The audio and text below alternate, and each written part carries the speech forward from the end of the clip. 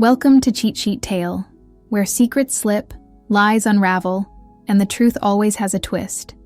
Real stories, raw confessions, and shocking betrayals. Drop a comment if you've ever caught a red flag too late. Now, let's get into today's tale. When I launched my own business, my sister snapped. That should have been my idea, my parents insisted. You should put their name on the company too. But when she tried to steal my clients, the legal notice she received left her in tears. Ever since I was a teenager, I dreamed of starting my own business after years of working in marketing in Chicago. I saved enough to launch a boutique digital marketing agency. I named it Windy City Digital and focused on helping local businesses grow their online presence. My sister Tessa had a different path. She dabbled in various jobs, but never stuck with anything. When I told my family about my new venture, Tessa's reaction was, that should have been my idea. My parents chimed in, you should put her name on the company too. I was taken aback. I had worked tirelessly to build this business from the ground up. Why should I give her a stake when she hadn't contributed? But family pressure is strong, and I reluctantly agreed to let her help with some projects. Tessa started attending client meetings with me. At first, she seemed interested, but soon, she began contacting clients behind my back, offering them better deals if they worked directly with her. She even registered a similar business name, Windy Digital, to confuse clients. I confronted her, but she denied everything. My parents sided with her, saying I was being paranoid. I felt isolated and betrayed. I consulted with a lawyer who advised me to send Tessa a Candace letter. The letter outlined her unauthorized use of my business name and her attempts to poach clients. It warned of legal action if she didn't stop immediately. When Tessa received the letter, she was furious. She accused me of tearing the family apart, but the reality was she had crossed a line. Tessa's actions had consequences. Clients she tried to steal reported her to the Better Business Bureau. Her reputation was tarnished, and she struggled to find new clients. My parents eventually saw the truth and apologized for not believing me. I continued to grow Windy City Digital, focusing on integrity and quality service. The experience taught me valuable lessons about trust and standing up for myself. After the Candace's letter, things got quiet for about a week. Then came the storm. Tessa showed up at my office unannounced. I was in the middle of a Zoom call with a new client when the receptionist buzzed in and said, "There's a woman here, she says. She's your co-founder." I knew immediately who it was. I muted the call, stepped outside, and found her standing in the lobby, arms crossed, wearing a fake smile. "Really?" she said, loud enough for everyone to hear. "You lawyered up over Anime?" I didn't say anything. I just nodded to the security guard and said, "She's not authorized to be here." That was the first time I ever saw rage completely take over her face. My parents called that night, first Mom, then Dad, tag teaming like they always did. When something serious happened, "She's your sister," Mom said, as if that alone was enough. Dad followed up with, "This whole thing could have been avoided if you just put her name on the company." That was it for me. "Let me ask you something," I said. "If I opened a bakery, bought the ingredients, baked the bread, found the customers, and she walked in and stole the bread to sell across the street, would you still say it's fine because she's family?" They didn't have an answer, but that wasn't the last time they brought it up. A week later, a long-term client emailed me. They said they were switching agencies, said someone else offered them the exact same package for half the price. I did some digging. Guess who it was? Tessa, only this time. She wasn't alone. She had partnered with a guy named Derek, an old co-worker of mine. Someone I trained years ago, apparently.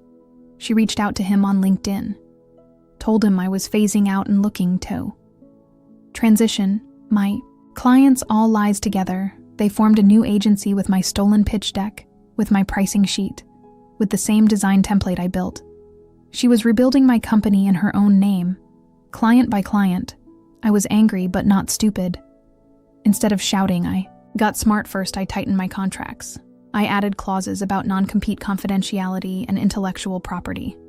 Then I hired an investigator. It needed proof. Concrete proof. that she was stealing my clients and using my materials. It didn't take long screenshots, email threads, voice messages. One even had Vin saying, "Don't tell her you talked to us, she doesn't need to know." Bingo, I handed everything over to my lawyer. They said I had a strong case, maybe even strong enough for damages, but it wasn't just about money anymore. It was about what she tried to take from me. My reputation, my work, my peace, right? When I was about to file the suit, Tessa tried to get ahead of it. She posted a long rant on Facebook, accused me of sabotaging her career, of gatekeeping opportunities, and destroying her mental health.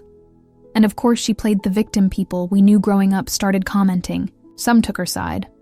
Others messaged me privately, asking what really happened. I stayed silent. I let the evidence speak, and my lawyer. She sent Tessa the formal complaint. That's when it got real. After Tessa's Facebook post, the story started spreading, not just within our circle, but online too. Someone screenshotted her rant and posted it on a local business forum in Chicago. Then came the articles, Family Feud in the startup world. One blog called it.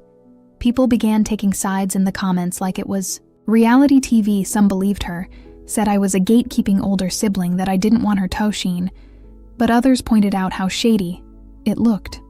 Her timeline didn't match. Her claims were vague, and someone even found her business website where my old client logos were still listed. That was a violation.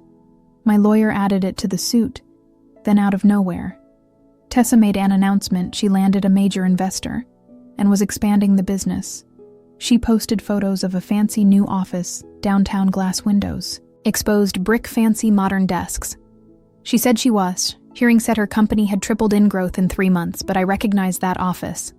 It was a co-working space. You could rent it by the hour for photo Utsi. Called the space.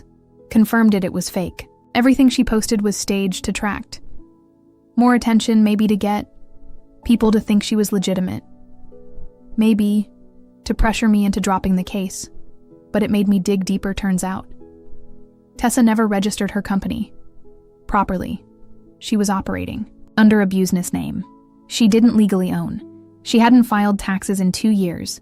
She used PayPal and Venmo under personal accounts to accept client payments. No business license, no insurance, no EIN.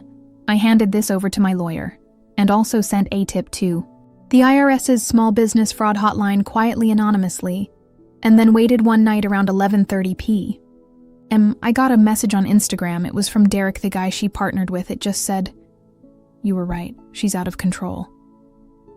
Then the next day, he emailed me a document. It was a signed agreement between him and Tessa. He was withdrawing from their business. He had been advised by his own lawyer that staying involved would be a liability. In his email, he said Tessa had lied to him about our falling out, claimed I gave her the client list to offload them. He only realized the truth when a few of the clients started asking why he was using old versions of the campaign strategies. He wanted to come clean. He didn't want legal trouble. My lawyer reached out to him. He agreed to testify if needed. It didn't happen all at once. Tessa kept trying to post, kept trying to spin. But more clients started ghosting her. One business owner she poached came back to him, said they felt uncomfortable with how pushy and vague she had become. I didn't gloat. I just offered to bring them back with better rates and better terms. By now, I had rebuilt my own business, stronger than before. I stopped trying to make my parents happy. I hired a real team. I expanded outside of Chicago. I got clients in Austin, Denver, and even one in New York. Tessa, she was still spiraling. Then I got a phone call from a lawyer, not mine, hers. He wanted to explore settlement options. Apparently Tessa was trying to avoid this going to court. The evidence was too strong. Derek's withdrawal, the stolen client files, the fraud reports, even her Facebook rants could be used against her. She wanted to settle. But the way I see it, she didn't just try to steal my clients, she tried to steal my life. So Tessa wanted to settle. Her lawyer offered a basic deal.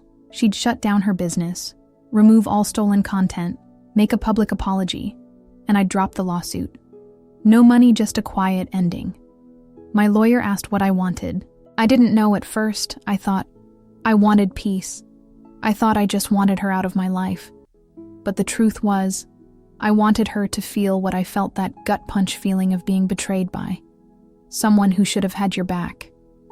So, I told my lawyer, no deal unless it's on my terms. Here's what I asked for. She'd to pay $30,000 in damages money I'd used to offer discounts to the clients. She stole and helped rebuild trust. She had to issue a video apology. Admitting what she did, she had to delete all social media accounts related to her business, and she had to send an email to all clients she poached, explaining she lied and recommending they return to me. If she refused, I'd take it to court. I had everything lined up. Derek's testimony, documents, screenshots, emails, and IRS reports. Tessa cried when she got the message. I didn't feel sorry, not even a little. She agreed. The video went up. She looked wrecked, tired, no makeup, no filters. I want to apologize to my sister for taking what wasn't mine. I lied about building something I didn't. I stole, I was jealous, and I let that jealousy turn me into someone I don't recognize. She posted it to LinkedIn, Facebook, and Instagram, all the places she had once bragged about being a CEO. The email to the clients went out the next day. I didn't expect any to come back. But 6 of them did, and they told others. My rep was clean again. You'd think this would be the end. Right? Nope. My parents lost it, not because Tessa got caught, but because I embarrassed the family. You didn't have to go that far. My mom said she was crying for God's sake. That was the last time I talked to them. I told them I wasn't going to be the quiet one anymore. I wasn't going to roll over and let someone destroy what I built, just to keep the peace. If you want to support her, go ahead, but don't expect me to sit at the same table, pretending everything's fine. I haven't been invited to a family dinner since. Here's the thing. I'll admit I should have shut her out from the start. Letting her help was my mistake. I thought being a good sibling meant giving people chances. I thought family meant automatic trust. But trust is earned. No one family or not gets to walk into your life and start helping themselves to what you built. It was naive, that's on me. Never again. Tessa disappeared off social. Media noons heard from her much. She moved to a different state, tried to start over. I heard through the grapevine she's working at a retail chain. Now nothing wrong with that. But she doesn't talk about entrepreneurship anymore. As for me, I doubled my client base. I started mentoring other small business owners, especially those dealing with shady partners or bad family situations. My agency made its first $1 million last quarter. Do I miss my sister? Not really. Do I wish things were different? Sure. But sometimes, peace comes from cutting out the rot, even when that rot shares your last name. This wasn't just about business.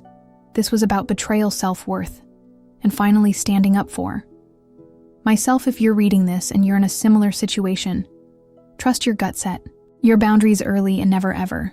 Let guilt make you smaller than you. Guilt make you